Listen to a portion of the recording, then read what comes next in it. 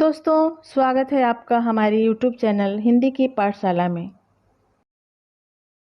आज हम आपके समक्ष वाक्य और उसके खंड लेकर आए हैं। वाक्य भाषा का महत्वपूर्ण अंग है, क्योंकि जब तक वाक्य शुद्ध नहीं होंगे तब तक भाषा की शुद्धता स्पष्ट नहीं होगी। इसलिए भाषा में वाक्य का महत्वपूर्ण योगदान है।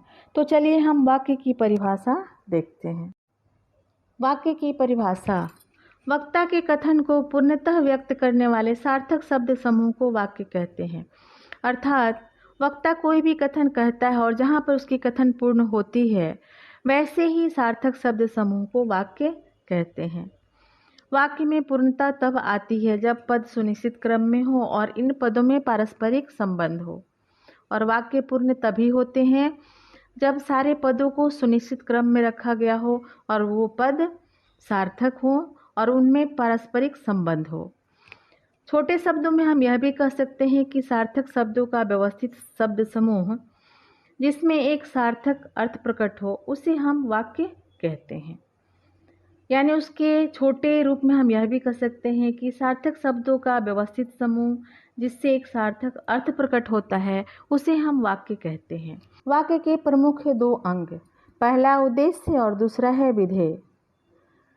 वाक्य का पहला अंग जिसे हम उद्देश्य कहते हैं, यानी हम उद्देश्य के बारे में कुछ कहते हैं, तो वह वाक्य का पहला अंग है जिसे हम कर्ता भी कहते हैं।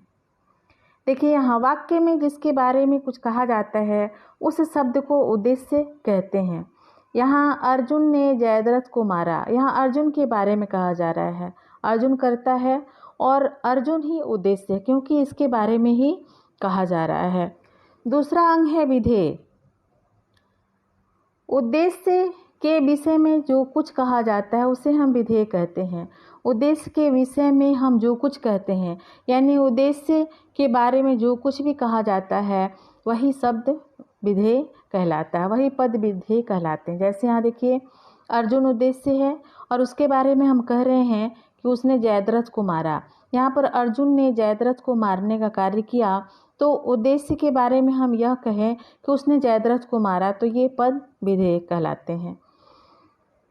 दूसरे शब्दों में हम यह भी देखेंगे कि उद्देश्य कर्ता को अलग करने के बाद वाक्य में जो कुछ शेष रह जाता है उसे हम विधेय कहते हैं। हम छोटे शब्दों में यह भी देख सकते हैं कि उद्देश्य कर्ता को अलग करने के बाद वाक्य में जो कुछ बच जाता है उसे ही हम विधेय कहते हैं।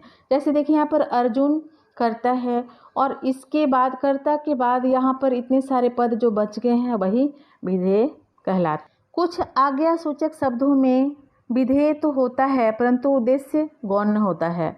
कहने का तात्पर्य यह है कि कुछ आज्ञा सूचक शब्द ऐसे होते हैं जिसमें विधेय को दिखाया जाता है और उद्देश्य को गौण कर दिया जाता है। जैसे देखिए, यहाँ इधर आओ, यह काम करो, इसमें आज्ञा दी जा रही है इधर आने की और काम करने की, लेकिन यह आज्ञा जिसे दी जा रही है वह उद्देश्य है।